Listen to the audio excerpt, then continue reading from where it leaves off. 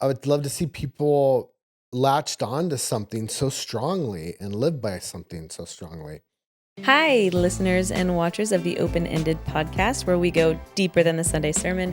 I am one of your hosts, Meg, and over here is my co-host, Mike. Hi there, everyone. Welcome back, Meg. We missed you last episode. Yeah, I heard you and Joe recorded one without me. I did, and it went off swimmingly. Good. I'm looking forward to We actually hearing it. behaved ourselves. That's kind of cool. Wow, I'm shocked. I'm actually going to need proof of that. So Okay. I'll definitely be watching the episode. Today it's just me and Mike. So we're not going to be recapping a sermon. Today we are going off on one of our topics. We have kind of a list going of topics that we want to just unpack, things that might be difficult or tricky in some way for Christians and non-Christians alike to get a grasp on. And today we are talking about the jealousy of God and how that is different from human jealousy and how that's different from envy. And so we're going to unpack all of that today. Yeah, I really love that Meg challenges me with these topics because it makes me and something I love about this podcast that makes me dive deeper into the topics that I don't fully understand, because I've always thought of God being a jealous God as a bad thing also. And going through the Old Testament, man, it really seems like a really bad thing. But you wanna break that down a little bit? I'm not sure what your notes are on this, but I've got a few Sure. of my own too. Yeah, I think we could start by talking about how I think just in society or you're growing up as a kid or just in general, we think of jealousy as a negative trait. We very much loop it in with the concept of being envious, which is sinful in the nature of envying something. And that is, it goes with lust, it goes with all of these other things that we're wanting something that is not ours. And jealousy, at least the way that through my research, like understanding God's jealousy, is wanting the affection of something that is yours.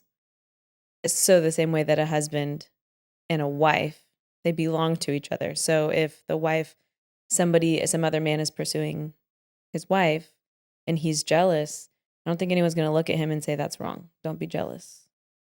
Like, you should just leave that alone. No, he's going to be jealous of that. But if the wife is envying that other man's relationship with another woman, that's not okay. You have your own, and so on and so forth. So we can unpack that more, but that's like the very general one way we can look at the difference between jealousy and envy and how one of them actually kind of is divine. I don't know if I'd go so far as to say righteous, but maybe we could describe it that way.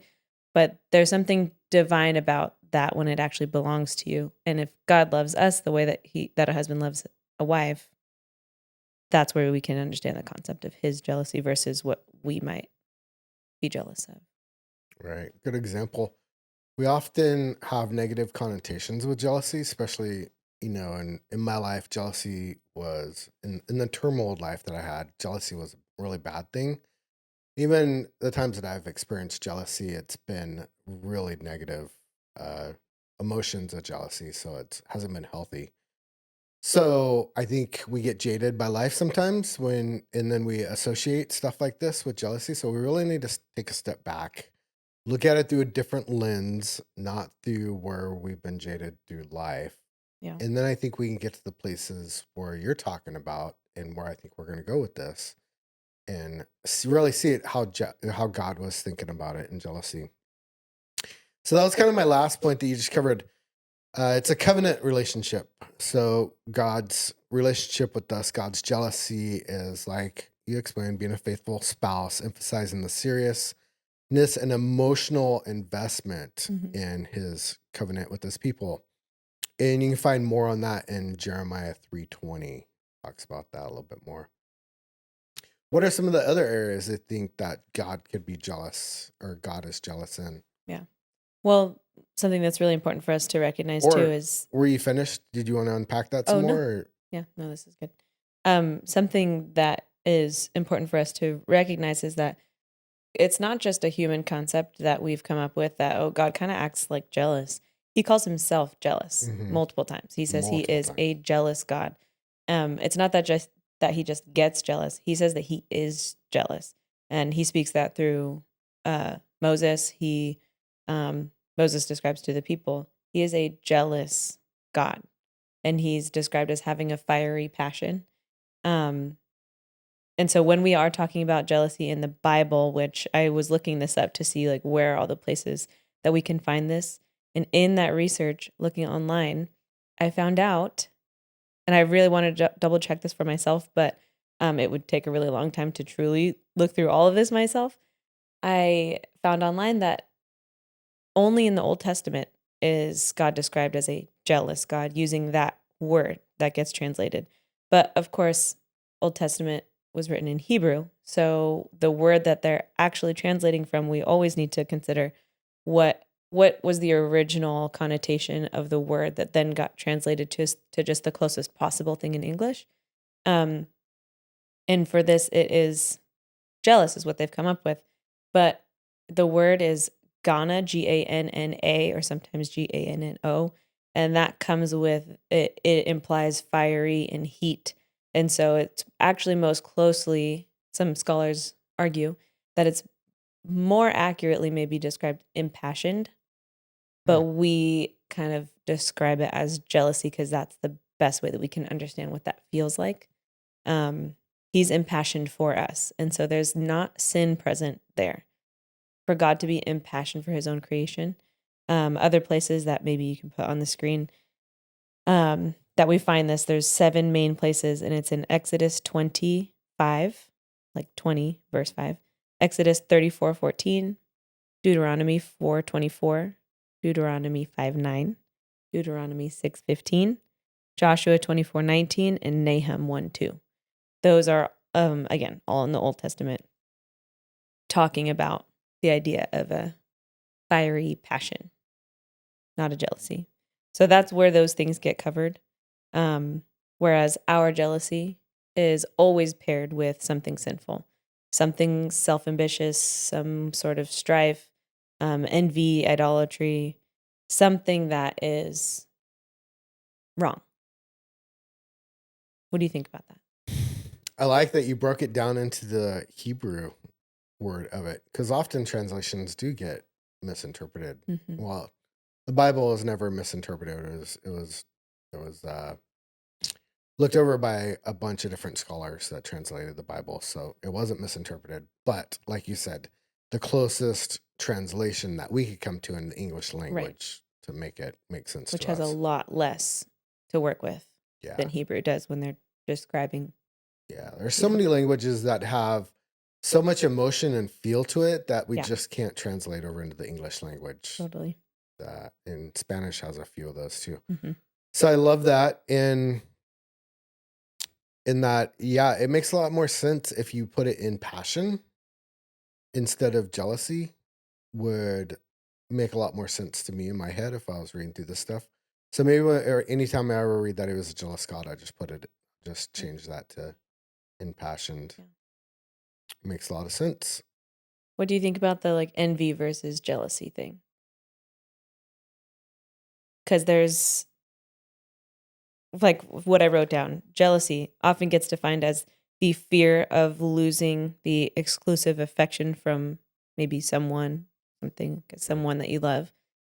And envy is wanting something that someone else has and you're like mad and sad about it. Oh, I gotcha. But for God, jealousy is he we belong to him.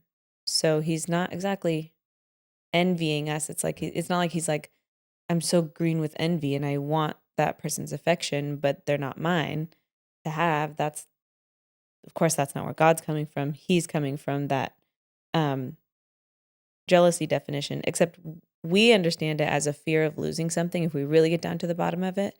Your a husband's probably jealous of his wife looking at someone else because there's a fear that you're going to lose that exclusive affection, but God doesn't fear. So God's jealousy for us is a fiery, impassioned Mm. desire for us to give him all of our attention. So, at least me, when I read that, that challenged me to go, I think I've been thinking of jealousy a little bit like I haven't been thinking about it deeply enough to understand the difference between jealousy and envy, which envy has sin all over it. Yeah. And I think just jealousy doesn't necessarily have. Yeah, that makes sense because to be honest with you, when I was reading through it, I did when I'd come across those passages, I would think, well, why is God envious that we're giving somebody else our attention?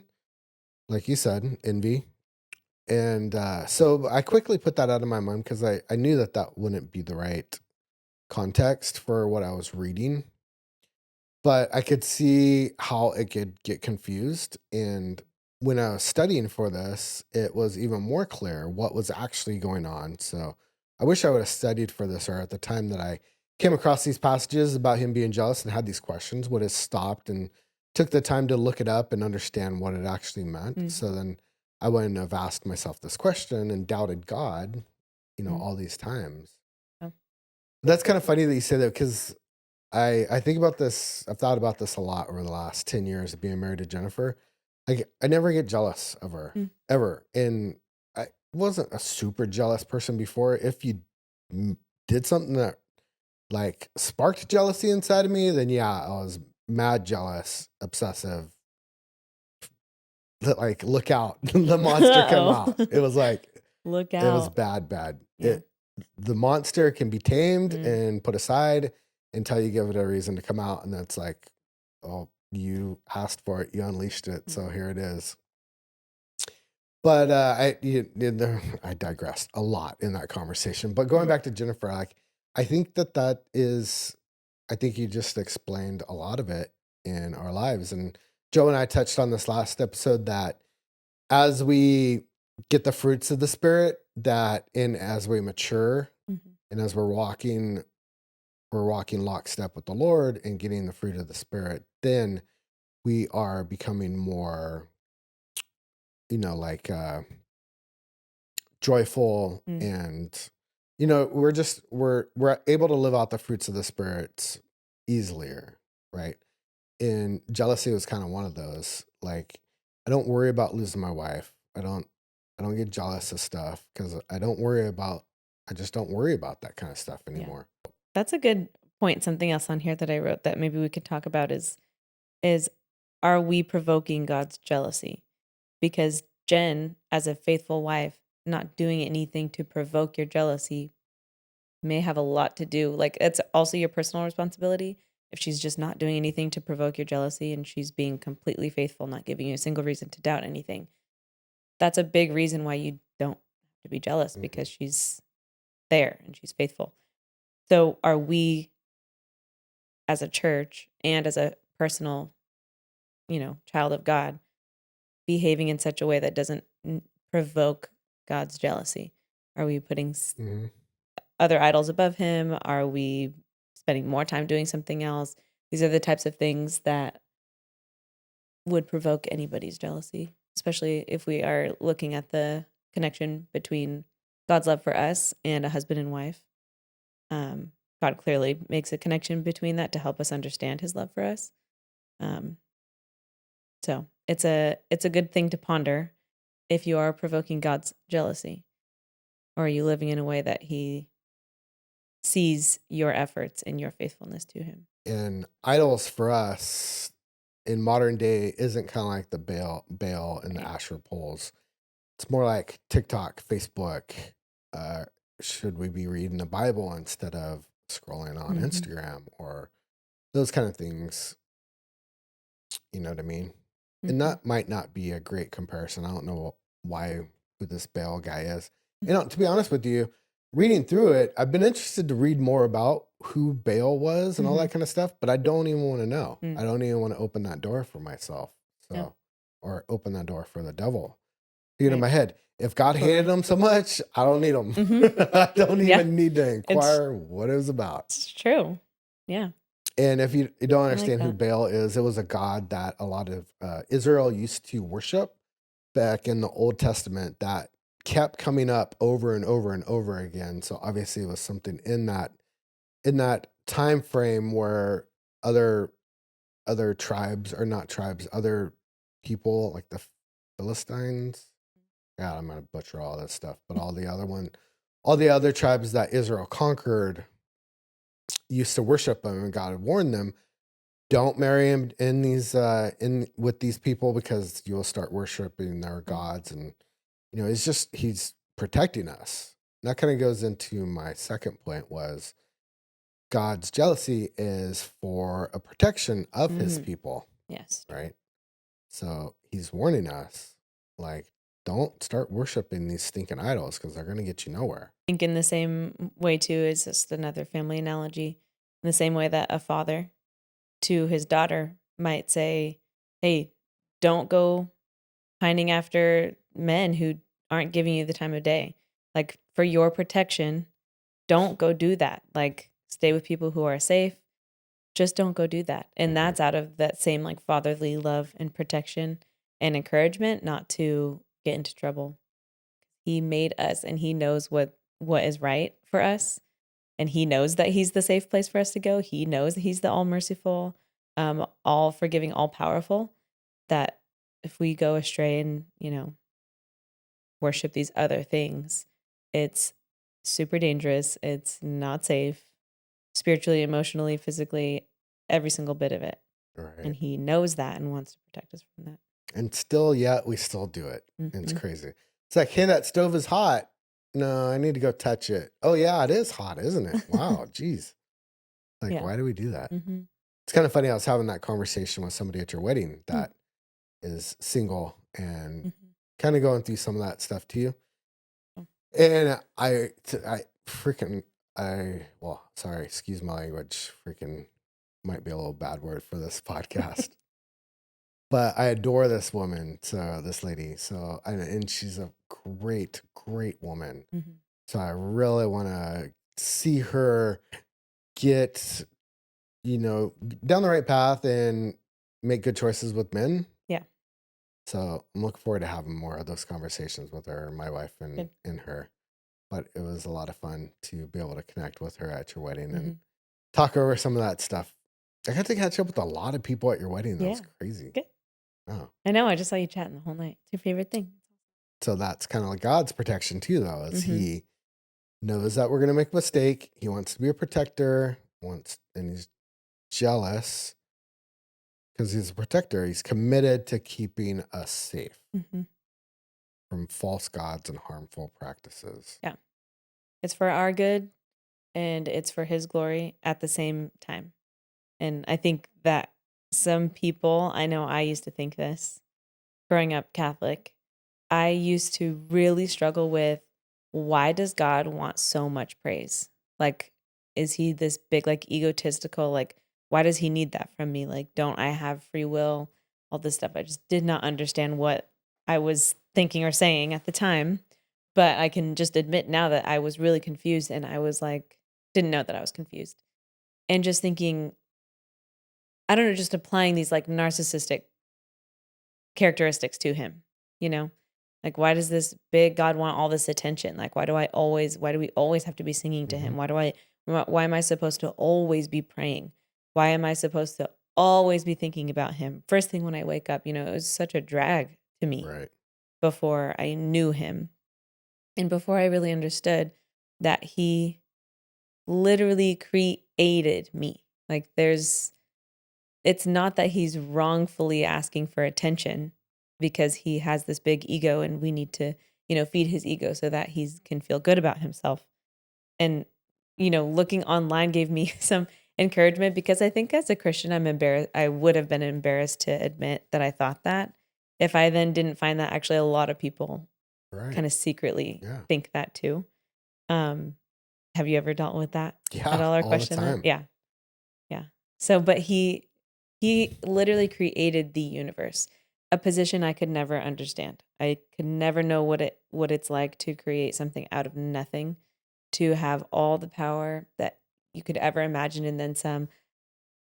I can of course never know what it's like to be God, but he created everything. And a God-fearing Christian is going to understand. I don't need to know what it feels like to be God to understand that he's worthy of all of my praise. We sing that in songs all the time. You know, I'll give you all my worship. I'll give you all my praise. All these songs that we sing that in, you're worthy of it all. Worthy is your name. You're greatly to be praised. All of these things are all throughout scripture, and we are repeating them in songs all the time. But do we understand that we are literally acknowledging that he created every single little atom in the whole universe? Like, this is something I can never stop thinking about, is just how little I understand, but how little I actually need to know in order just to at least go, you know what? He made it all. I wouldn't be here right now. So why wouldn't I be praising him with everything that I have? So a huge perspective shift from childhood and just deep into religion and not knowing my actual faith in him. It's totally different. Um, but people think that, and I think a lot of people actually get deterred from Christianity because of this narcissistic Mhm. God idea. You touched on a lot of good points. For one, I am constantly pondering the generational loss that we have for the knowledge of God. We have amazing pastors and teachers, in the modern day and past the New Testament, but in the Old Testament, like the priests and the prophets and the Sabbath, every day going to church and all the rituals and everything Hmm. else, the way that it was just so embedded in our lives and everybody talked about it and Hmm. everybody worldwide, like Asia and all the other countries knew about this God. And even the apostles went to the European countries and were already Christians. They were already in Christians because Christianity was just kind of invented, I guess you could say, or labeled back in Acts. So it wasn't like it was a Christian culture back then, but a God fearing culture. So I think generationally, it's lost a lot of its teaching and its power to modern day. Is a lot of us only think about it on Sunday, and we don't think about God throughout the week. We don't try to practice His principles. We don't try to walk in the fruits of the Spirit. Right. We don't practice the gifts of the Spirit that He's given us, like they did back then. I would love to see prophets like they did in the olden days. I would love to see half of the stuff that people did in the Old Testament days because I think it would just be fascinating. Yeah. I would love to see people latched on to something so strongly and live by something so strongly. But I do agree with you that there was the second point that you had in there. I want to talk about the generational one. Oh, and then I think the teachers of today, like you're talking about, why do we even force feed people these ideas? Like, you have to have a personal relationship with God to be able to understand why it's important to have the worship of God and respect the jealousy of God and to have daily walk with God and to pray with Him and understand why all this stuff is important. You need a personal relationship. If we're just being force fed this stuff since the time we were kids, it's like you need to love God, you need to worship God, you need to pray to God every single day. Then it becomes a person telling us to do it, and it's just a chore, right? Compared to actually experiencing the flood of emotions and peace that the Holy Spirit actually comes over you Absolutely. and things like that, which tells you that, tells you more better than somebody else force feeding it Yeah. to you.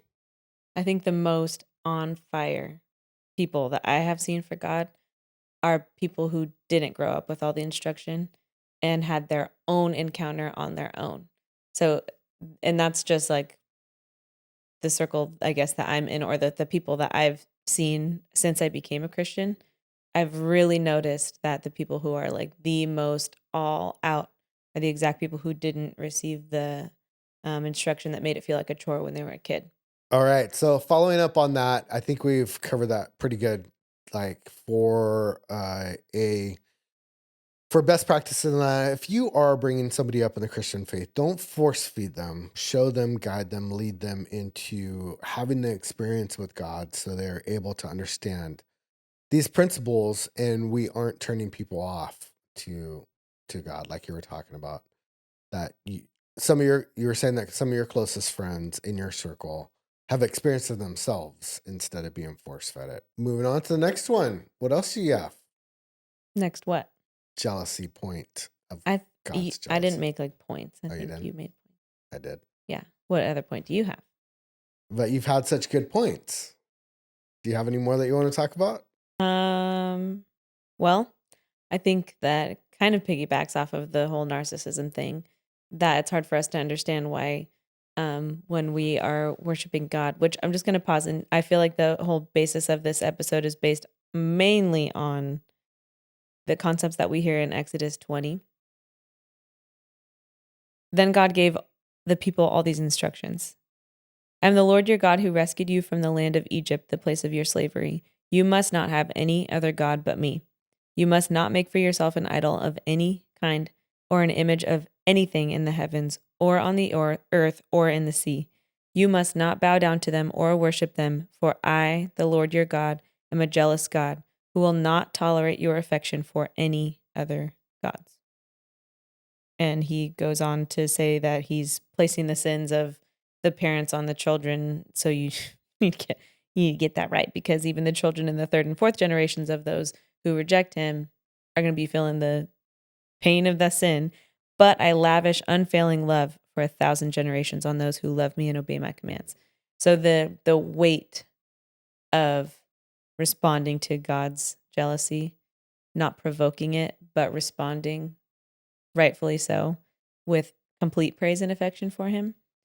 Um, I was listening to a different podcast that was talking about jealousy as an attribute of God, and it was this guy who I don't even know what church he goes to, where he's from, but this guy runs summer camps sometimes and said that, during the summer, if it's like a camper's birthday or a camp counselor's birthday or something, he'll call them up and have everybody sing happy birthday to them for like, the most awkward 45 seconds of their life.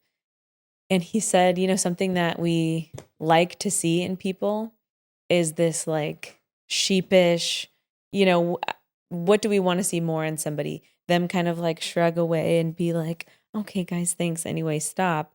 Or someone who's like, yeah, this is great. Give me more. God does say, this is great. Give me more when we praise him.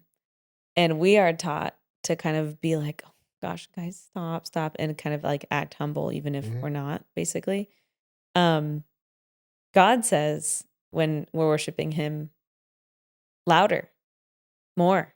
I want more of that. I want more and more and more of that. This is where we see hiring thousands of musicians to make his praise loud. It's when, I think we apply that same concept to church services or worship nights or whatever. Today is that it actually is described as he wants it loud. He wants loud worship. I'm not saying that we need to blow people's eardrums out when they like physically can't handle it. Okay, that's not Right. what I'm saying at all. It'll be awful for people to hear from the worship lead that we just need to like absolutely blow the speakers or God's not getting glory. That's not the case. But he does he's pulling more out of us when we are doing that. It does please him so much. He wants it to be louder. And I just think that our narcissism inside gets challenged when we are trying to figure out if we think God's a narcissist or not. Because we're taught to act like we're not narcissists, even if we are. So if we're getting happy birthday sung to us, please stop. I think the last time I got happy birthday sung to me, I literally like ran away. I just was like, I don't know, like, bah! Really? You just don't know what to do. Like when, I Yeah. don't know, I feel that way. But this challenged me to be like, no, am I like so happy and thankful that God gave me another year of life? I want to celebrate too. Or am I like, gosh, guys, stop. I'm just acting all humble. Mm. I don't think that God entertains any of that stuff. Like, I don't think that he is honored by us being like, oh, guys, please, when we're not like that inside, like what's our actual reason for that? And so, in the same way, are we going to church on Sundays? to make us think that it makes God feel better about us. He already knows you're inside. So he knows what you're doing all the hours of the week when you're not seeking him, if that's the case for you. If you're only going to church on Sunday or you're only thinking about him when he gets brought up by other people and you're not seeking him yourself, he knows that. So you going to church on the Sunday, it's not like making him feel better. And I think that's a concept that we have is like, it pleases God when I go to church and that's like enough. And it's a Christian concept we talk about a lot is like, are you checking the box? Are you just being religious? But it's a big deal. It actually is like, could be the crux of your relationship with God is you're just doing it to satisfy. You think he's being satisfied by that. Him being a jealous God tells me that that's not actually satisfying to him at all. Just to attend. Right.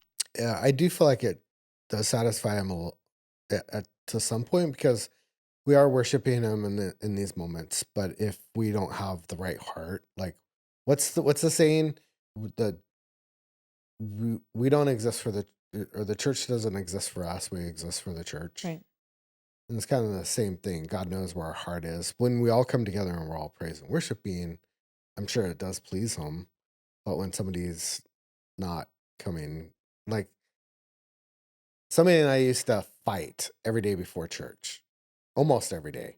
And so we'd be fighting up to the doors of the sanctuary. Then as soon as we opened up the doors, it was two different people in that church. Loving, See, caring. that's just fake. Yeah. I don't think that's satisfactory at all. That is not satisfactory. I So think it's worth something that there is some effort being put in there, but does it satisfy right. God? Does it please God? And when I'm saying satisfy, to satisfy something, imagine like this isn't the same thing, but imagine using the word satisfy and like, have you satisfied your debts? You haven't satisfied your debt until you've paid the whole thing. Mm-hmm. So is he satisfied? Yeah. Not just right. like, oh, I see your little effort there, which he does, and I'm sure he honors that. But is he satisfied? Right. No, I don't think so. Yep. There's no hiding from God. He knows your heart. Mm. But that's interesting that you finished with that one because that was exactly where I was going was Exodus 25. And then so in that example, God's jealousy, it's kind of a reflection of God's desire to be personal with us, right? To have a Totally. personal relationship with us.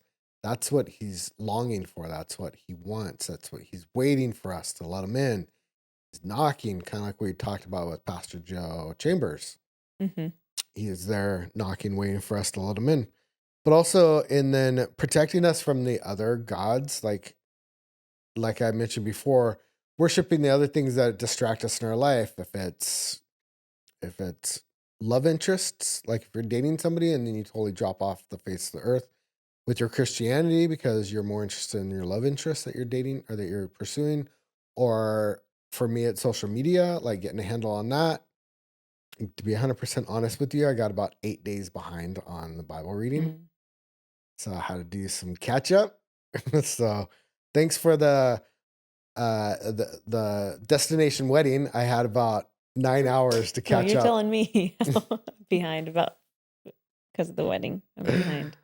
So I got to catch up. But then last night I was still one day behind. So I was playing catch up and I was like, okay, I'm really enjoying this reading, but I would really like to, there's like a half an hour left before I want to go to sleep. So I'd really like to switch over to TikTok now and see what kind of funny videos Joe has sent me recently. But so that's my personal idols that I'm relating to this. I don't know if it's the same because I don't know what it was like back in the Old Testament, but I'm assuming these are the same struggles. TikTok. For sure. They were like really into TikTok back They then. were back then. Yeah, Yeah. I'm sure they had some great TikToks Oh, back yeah. then too. Like some of the dances and everything. Have you seen those videos of like if TikTok was around in the olden days, I what kind of haven't. content there would be? No, It's so funny. I have to look that up because I'll that'd have be to send you hilarious. some. I'll send it to you and Joe. But I'm definitely not bowing down to the TikTok idols or things like that. But it is taking away my attention that I could be giving to God, Yeah. to Jesus. Yeah.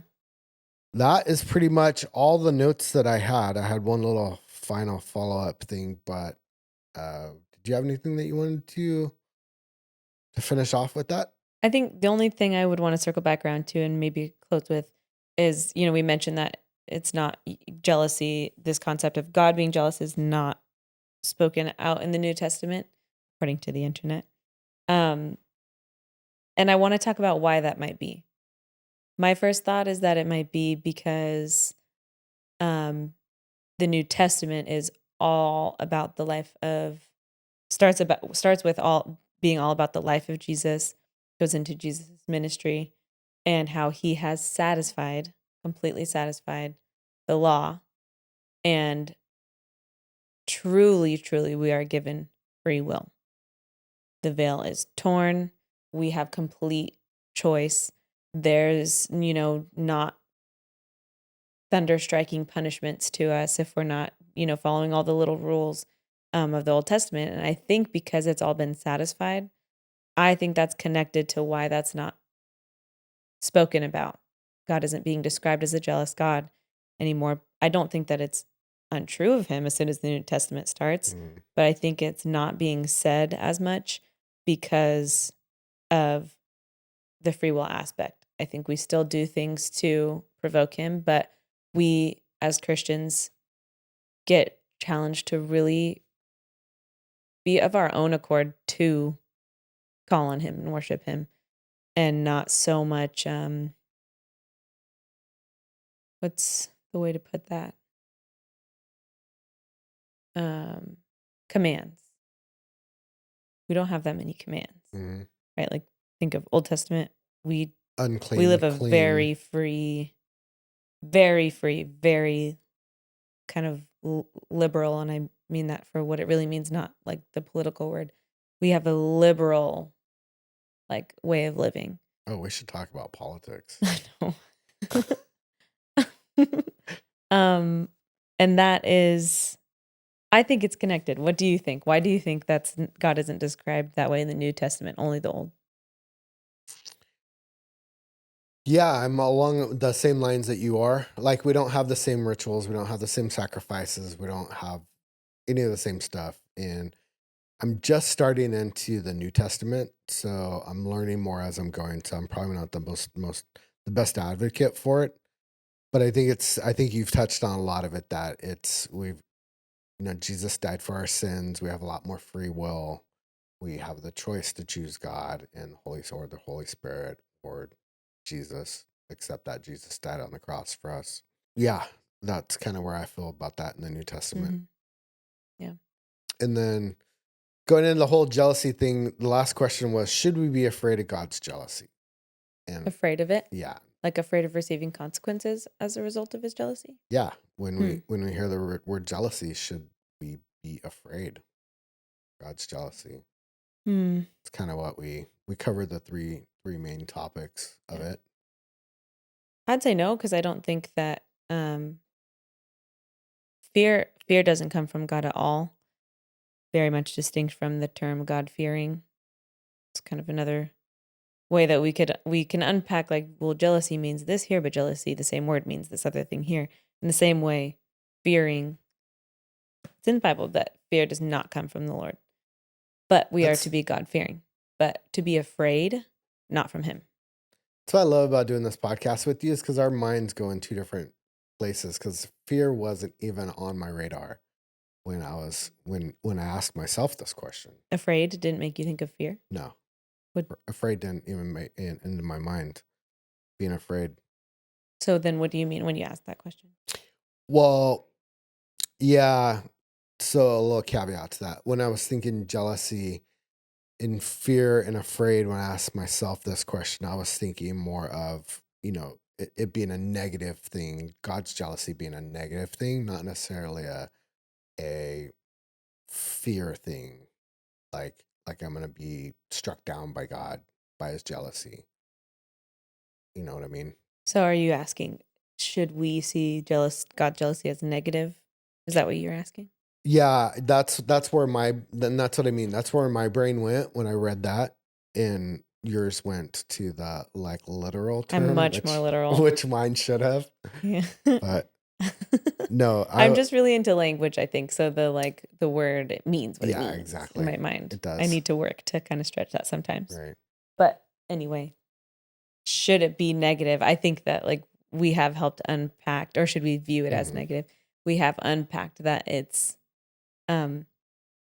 it can't be negative Right. if it's coming from God. No. And it is out of protection and zeal. That's the word that I really wish I brought up earlier now, because that's like, I think the impassioned and all of that comes from a zeal that God has for us. Mhm.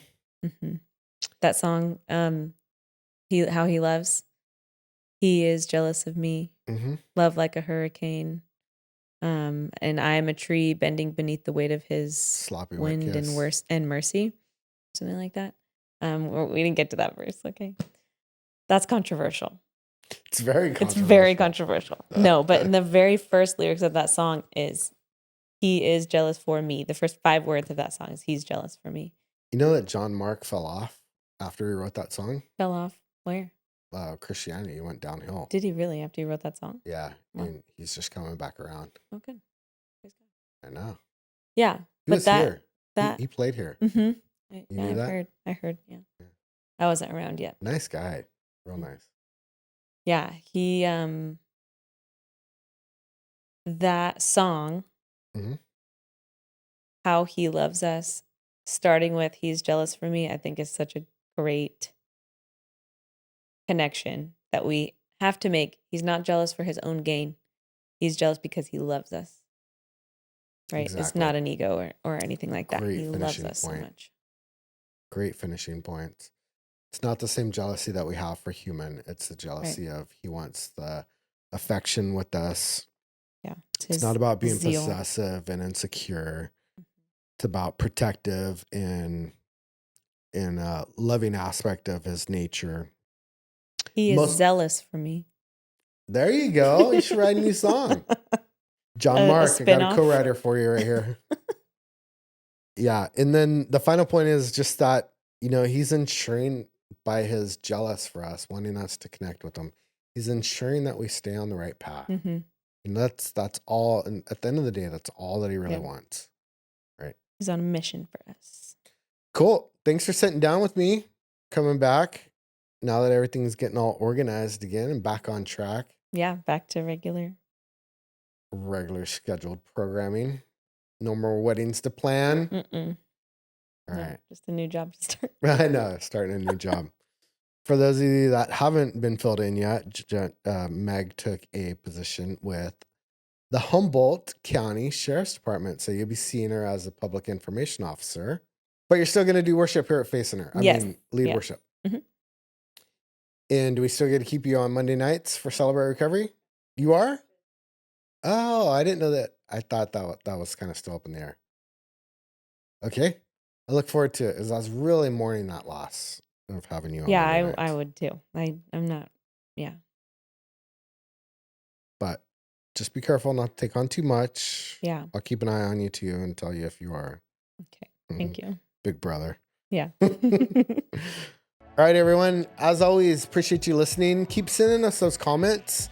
Meg and I are going to get back into a routine of having our production meetings regularly. And while we have those production meetings, we'll make an attempt to reply to those comments as a team together. And you can I've had a couple people come up and ask questions or make comments, and I'm like, you should really put that online, because if I'm the only one hearing about your comment, other people might have the same question or be thinking the same thing. And the comment section is that platform where we can keep the conversation going with other listeners who, we can just all talk about it together that way. And you might be helping another person get a question answered or something. So just engage with us there so we can all do it together. It'd be awesome. You'd be amazed at how many people are just too shy to ask the questions, but they are seriously reading the comments down below, because people come out of the left field and reply and talk to me about a comment. I'm like, I had no idea that you were even a listener of the show, let alone that you had comments and questions yourself. Then you can always email us at openended@eurekafaithcenter.org. Drop them in the chat down or in the comments down below if you're watching on YouTube. Make sure and give us a 5-star rating over at that your favorite audio podcast hosting site. Drive up the numbers there. We're actually growing. We've grown by 25% in the audio app. So Great. I'm looking forward to more growth, and we just want to keep on growing. So Yeah. we always appreciate it. And until next episode, we will see you guys later. Bye. Bye. No gun fingers. No. There you go. Don't spill your coffee. All Not right. again.